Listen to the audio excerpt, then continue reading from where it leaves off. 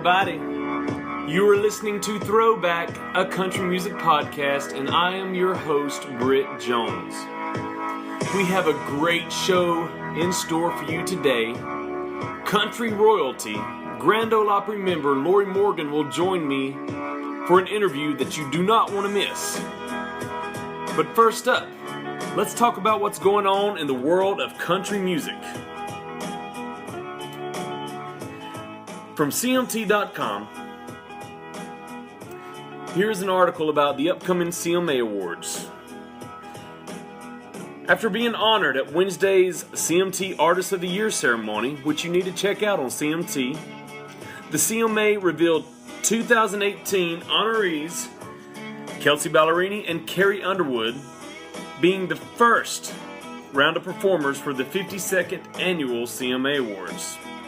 Luke Bryan, Kenny Chesney, Dan and Shay, Old Dominion, and Keith Urban joined Ballerini and Underwood on the initial lineup of performers. Ballerini is a 6-time CMA nominee and heads to the show with her 4th consecutive nomination for Female Vocalist of the Year. Pretty cool, Kelsey. Since 2006, Underwood has received 30 CMA nominations, and she is a 4-time Female Vocalist of the Year. She heads to the show with her 13th nomination in that particular category. Luke Bryan is a 2-time Entertainer of the Year and a 16-time CMA nominee, while Kenny Chesney is an 8-time CMA winner and a 4-time Entertainer of the Year. Dan and Shay are 3-time nominees this year, and Old Dominion returns with their 3rd consecutive Vocal Group of the Year nomination. Keith Urban has accumulated 45 CMA nominations throughout his career with 11 total wins. And of course, Carrie Underwood will co-host the event with Brad Paisley live from Nashville's Bridgestone Arena, November 14th at 7 p.m. Central on ABC. Now, we will be covering that show in a podcast in the next couple of weeks. Be sure to tune in to that. Each week on the podcast, I want to do a throwback to the top 20 songs on Billboard for country music. This week we're going to look at the week of October 24th, 1998, and we're going to go through the top 20. Let's see if you recognize any of these songs or the artists that sang them. Coming in at number 20 this week in 1998, you got 26 Cents by the Wilkinsons. Number 19 was Colin Ray's Someone You Used to Know. Number 18, Faith Hill, Let Me Let Go. Number 17 was Terry Clark, You're Easy on the Eyes. Number 16 was How Long Gone from Brooks and Dunn. Number 15, Ty Herndon with It Must Be Love. Number 14, King George Strait with We Really Shouldn't Be Doing This. Number 13, Tracy Byrd, I Want to Feel That Way Again. Number 12, You're Gone, Diamond Rio. Number 11, I'll Go On Loving You by Alan Jackson. Number 10, Nothing New Under the Moon, Leanne Rimes. Number 9, A Little Past Little Rock, Leanne Womack. Number 8, Garth Brooks with You Move Me. Number 7, Wide Open Spaces from the Dixie Chicks. Number 6, Forever Love, Reba. Number 5, Alabama with How Do You Fall in Love. Number 4, Everything's Changed, Lone Star. Number 3, Mark Wills with Don't Laugh at Me. Number 2, Honey I'm Home, Shania Twain. And then number 1 this week, and it was number 1 for 4 weeks by the way, is Where the Green Grass Grows from Tim McGraw. That is the top 20 songs. That was the top 20 songs in the nation back in 1998. Pretty cool, huh? Now, for me, I knew every single song on that countdown. I am a big 90s country music nerd. I love it. That's why you're going to hear a lot of interviews from stars from the 90s. All right. Let's get on with it. Yes, we still have music videos in country music. You may have to YouTube them, or you can catch them on Great American Country. That's where we get the top 20 results in the country for music videos. Let's get to it. Top 20. Number 20, the music video for Simple by Florida Georgia Line. Number 19, you got Dustin Lynch with Good Girl. Number 18, Kelsey Ballerini, I Hate Love Songs. 17, Sugarland with Babe featuring Taylor Swift. Number 16, Eric Church, Desperate Man. He also had the number 1 album in country music this week. with Desperate Man. Number 15, Chase Rice, Eyes on You. Number 14, you got Darius Rucker featuring Jason Aldean, Luke Bryan, Charles Kelly with the song Straight to Hell. Number 13, Old Dominion, Hotel Key. 12 is Brett Eldridge with The Love Someone. And you got 11, Thomas Rhett, Life Changes. Now we go to the top 10 music videos of the week in the nation. You got Jason Aldean with Miranda Lambert, Drowns the Whiskey. Number 9, Luke Combs, She Got the Best of Me. Number 8, Maren Morris with Rich. Number 7, Keith Urban, Never Coming Down. Number 6 is Midland, Burnout. Number 5, Brothers Osborne, Shoot Me Straight. Number 4, you got Luke Bryan with Sunrise, Sunburn, Sunset. Number 3, Carrie Underwood with Love Wins. Number 2 is Scotty McCreery with This Is It.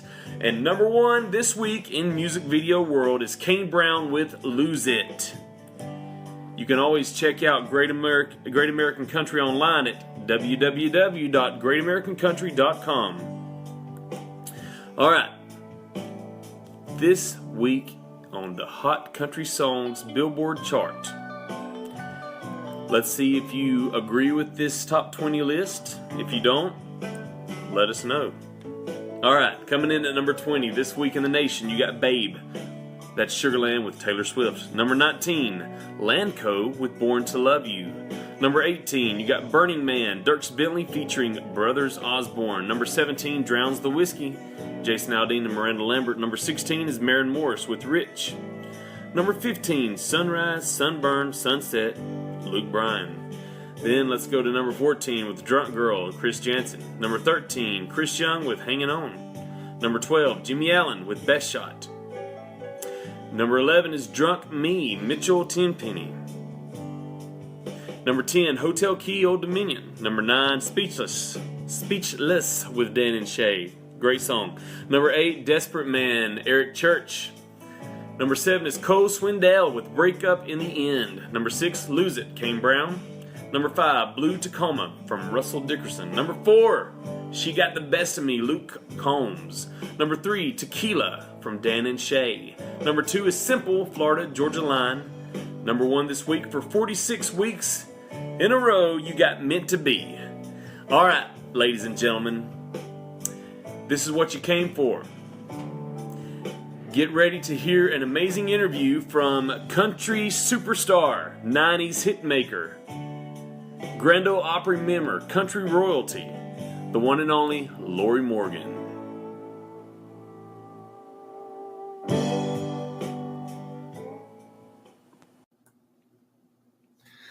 Well, ladies and gentlemen, I would like to introduce you to one of the greatest singers to ever grace the stage in our country music world. She is considered by many in the industry as country royalty, Grand Ole Opry member, platinum recording artist, winner of Female Vocalist of the Year 4 times, the lovely and beautiful Miss Lorrie Morgan. Thank you for being on the show today, Miss Morgan. Well, I don't think I've ever had an intro that nice. Thank you. Well, you are so welcome. It's such an honor to be interviewing today. I'm going to start off with this quote that I read that you quoted, and it just left an impact on me because I thought, man, she is really being vulnerable and just putting herself out there. I have been a daughter, bride, a mother, divorcee, a widow, a single mother, a breadwinner, and ultimately a survivor. In many ways, I am a living, breathing country song, and the best part you put is I know what I sing. Yes, I do. I love it, and I do, and I've always felt that way. When I first started singing years ago, I was just a young girl, still in high school doing demos and whatever, and then I got my first record deal, 18, 19, whatever, years old, and they were having me sing these songs that, God, I couldn't even relate to. I never lived what they were having me record. Yeah. And I really don't think until you've experienced what you're singing about, you can't sing it with conviction. And, that's just how I kind of look at when I look for a song or hear a song. I'm like, have I lived this? Yes, I have. 8 or 9 times I can do this. Oh, I love that. My one of my favorite award shows in the '90s, and I kid you not, was the TNN, the Music City News Country Awards. Yeah. I loved it, Lori, because it was fan voted, and you won Female Vocalist of the Year from the fans 4 times. That's awesome. What was it like back then winning that? Oh gosh, it was great, and it's always nice to be recognized by your peers. But when your fans, it's a true vote when the fans vote, because it's they're the ones who make your career, yes. Make or break you, and they're the ones that are still coming out there buying, tickets to our shows and stuff like that. So it meant a lot, that they voted me that for as long as they did, and I hated to see when they got rid of those. Me too. That award show, Well, I hated when TNN went down. Oh boy, me too. It was just. I just never understood it. I never understood why they took the Opry off TV, why they, did away with TNN and all that. I never quite got it. I know it was some kind of political thing. It probably was. And I lived for Ralph Emery and then Gary Chapman. Religiously, I watched those shows. I know, I did too. I had some guy this weekend was in, where was I? Up in South Dakota. He said him and his grandma used to sit and watch the National Network, Ralph Emery show every night. He said, I was in love with you and my grandma was in love with Ralph Emery. I said, well, now that's a mix-up. Your grandmother must have a mental case. Oh, just kidding. Well, let me tell you, I love the past couple of years you've recorded albums, and Letting Go Slowly. Letting You Go Slowly. Letting You Go Slowly. I love the song. These are the 3 that I keep going back to and listening to. Is Strange, Something About Trains, and Jesus and Hairspray. Yeah. I love them. Well, I love Something About Trains. I've always had kind of a silent love affair or silent obsession, if you will, with trains. I love hearing the whistle, and there's just something about the sound at night, just kind of takes me back to my childhood at my grandma and grandpa's house. And, and I knew I needed to record that when I heard it. And, of course, Jesus and Hairspray, that's a country song right there. You don't even have to say anything else with that. That's right. Last time I saw Winona a couple years ago in concert, she says, she talks about jacking her hair up to Jesus. Oh yeah, oh yes, and Strange, of course, written by the late great Mel Tillis. I love Mel Tillis writing and you are right. His songs, and I loved him as a person. So it was an honor to get to record a Mel Tillis song. Speaking of Mel Tillis, I saw your buddy, one of your best friends, Pam, last Saturday. And she was playing at the Georgia Mountain Fairgrounds where you're headed tomorrow. And she said that, and she started tearing up, and you'll get this, but she said the last time I played on this particular stage at the Georgia Mountain Fair, was with my daddy. And it was such a powerful moment, and bless her heart, I got chills all over me. But anyway, that brings us to Pam Tillis, the Grits and Glamour Tour. That's right. Oh my gosh! I kid you not. I'm a '90s country music nerd, Lori, and we are in our 7th year, my friend. Blows my mind. Tour. That's so cool, and it still sells out. That's what is awesome. I know, and we're still like, maybe as old broads still have something, So, but we have fun, and it's it's a fun show to do, or else we wouldn't do it, because. I don't know. It's just kind of nice to lean on somebody else on stage every now and then, I love that y'all sing each other's songs. Y'all sing harmony to each other's songs. Oh, yes. It's so cool. Yes. Yeah. Very much. Well, that brings me to this question. What was the process like for you and Pam to choose songs for your latest record, Come See Me and Come Lonely? Well, we decided we wanted to do a standard album. Yep. We just wanted to kind of get back into the roots of where we were born and what made us fall in love with the music that we sing. And Pam's a little more on the more pop side of country than, and I'm on the other side because Pam she started off in rock and roll, right? Yeah. And so when I was backstage at the Opry, she was out rock and rolling, and so you can tell so much by the songs we've chose, her songs versus my songs, who's from what side of the track there. It's really, if you listen to the album very closely, you can tell really who came from where. Now that you say that, I'm going to go back and listen to the whole thing again. Yeah, and we didn't really realize it until it was all over. Really? But it was like, well, that's a definite Pam cut. Well, this is a definite Lorrie cut.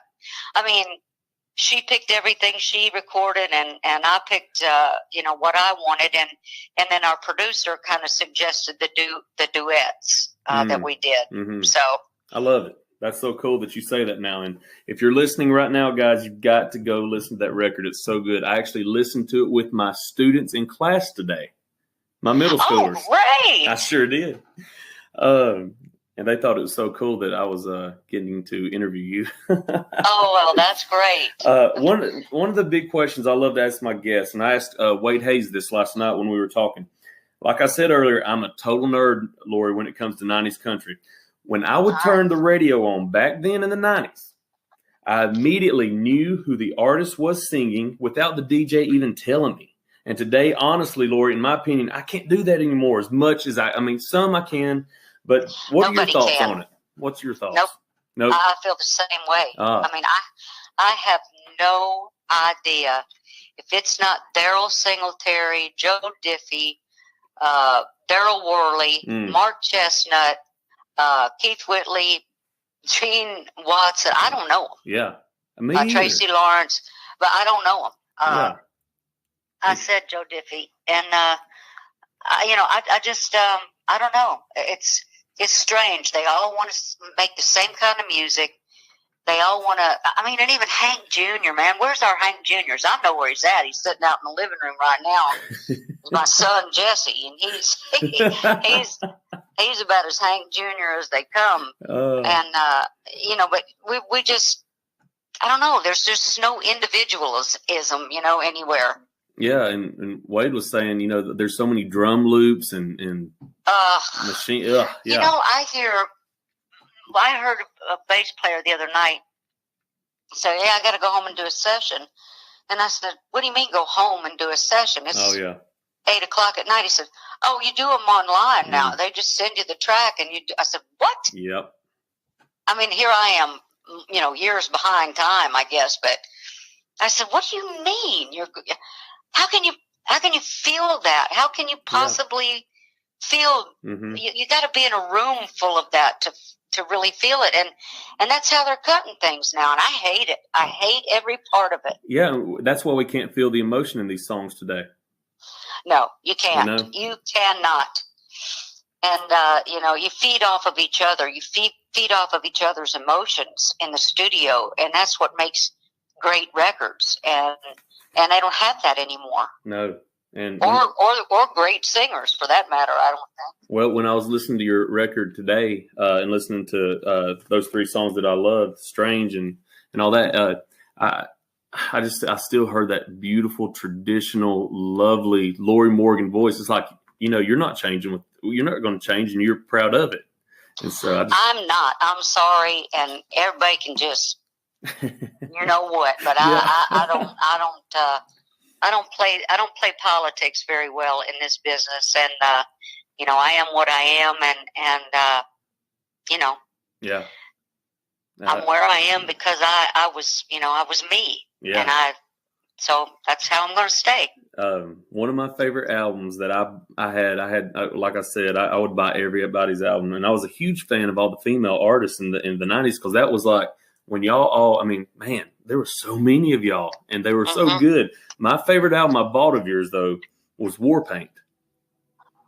And love War Paint. I'm telling you, Lorrie, and I used to repeat, I would have My Night to Howl on over and over. And I remember when the video came out, I was probably, 12 years old, and I loved it. And I loved that album. It was just so different. It was. It was a great album. It was a fun album to make.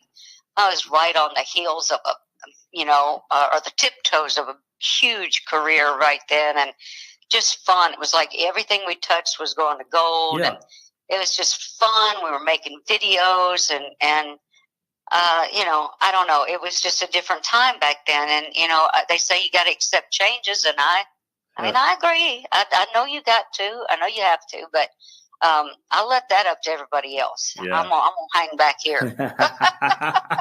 Well, when me and my cousins get together to jam, whether it's at Christmas or Thanksgiving, or we sit around a fire, we always, and this is no kidding, we always seem to pick up my acoustic. We always seem to play, except for Monday. And this is crazy. My other cousin, Casey, he always starts playing Tell Lorrie I Love Her. And we just sing to the top of our lungs. Bless his heart. Well, bless your heart, too. I mean, you can't beat the sound of Keith Whitley either. Tell me about it. And I was so glad they recognized him this past year. I'm sorry? I was so glad they recognized him this past year at was it CMAs last year or ACMs? The one where you were I think you were on the front row or second row. Oh, where they just sang it. They sang a tribute. Yeah, that's what it was. The Garth tribute. sang a part of his song. That's what it was. Yeah. But we're going to get him in the Hall of Fame soon. I hope so, and you're going too. Hell, I hope so. That's my dream. Well, I'm ready for you to get at least an exhibit. My goodness. I know it. I know it. We're about to play. We're going to end the interview, and I always end the interview with these rapid fire questions. In other words, first thing that comes to your mind, which could be dangerous for you, Lorrie. I know this. Could be dangerous for you, Brett. Okay, so here we go. Do I just give you a word? Whatever. A phrase, sentence, it don't matter. All right. Okay. Here we go. Apart from the Opry and the Ryman, what's your favorite venue to have ever played? The Opry. Favorite hit song to play live? Something in Red. Favorite genre of music besides country? Soft jazz. Oh, I like that. Favorite tour you have ever been a part of? My Christmas tour. Hit on that for a second. Are you still doing the Opry residency this year? No, not Opryland. No. I'm not doing that. But I'm taking the Christmas show on the road this year. Oh, good. Mm-hmm. That's awesome. Favorite 3 male country artists of the 90s? George Strait. Randy Travis. Yes. And dang it. It's tough, I know. Singletary. Man. Was that not awful? I bet you it broke your heart when he passed. Yes. It was just a shame. And he's known, the crazy thing is he's known by people in the industry. Some of my friends that are in there that just the nicest guy. Yep. And nicest guys always finish last. Oh, I love that. Here we go. Favorite 3 female country artists of the 90s. I know. No, I don't want to get you in trouble. Susie Boggess.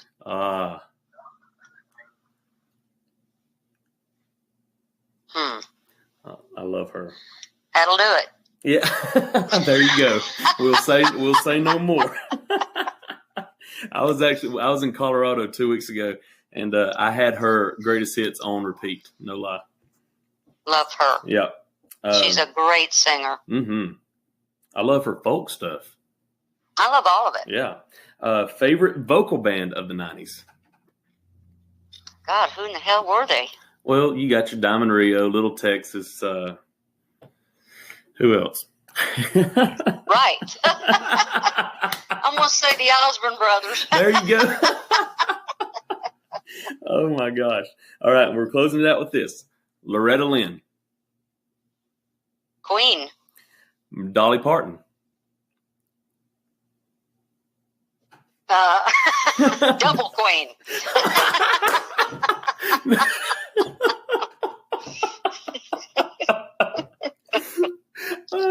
Oh, my gosh. Merle Haggard. One of a kind. Conway Twitty. Missed. George Jones. Wow, very much missed. And Patsy Cline. Oh, God. Well, let me ask you this. Probably the best. I was going to say, was she ever an influence, one of your influences? And I'm sure she yes, huge. Speaking of Loretta, her latest record that just came out is incredible. Really? Yes. Oh, my goodness. Just go. It's on YouTube. You can go and listen to it. It's so stinking good. Who produced it? I do not know. I really don't. I know James White or whatever his name is. Oh, Jack White, yeah. Wonder if he did it again. I don't know, but this is really, really good. Well, if you want any news, any tour info, any of the latest rumors and gossip, no, I'm just kidding, go to Lorrie.com and you can find out all about her and where she's headed. She's going to be in Hiawassee, Georgia tomorrow night. But by the time y'all listen to this, it'll be past. But I'm actually going with my cousin to see her tomorrow night at the Anderson Music Hall. Can't wait for that show.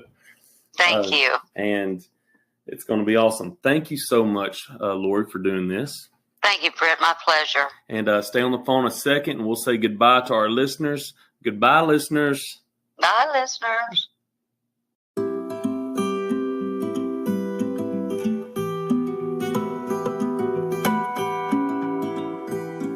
What a great time with Lorrie Morgan. I hope you learned some cool stuff about Lorrie that you didn't know before.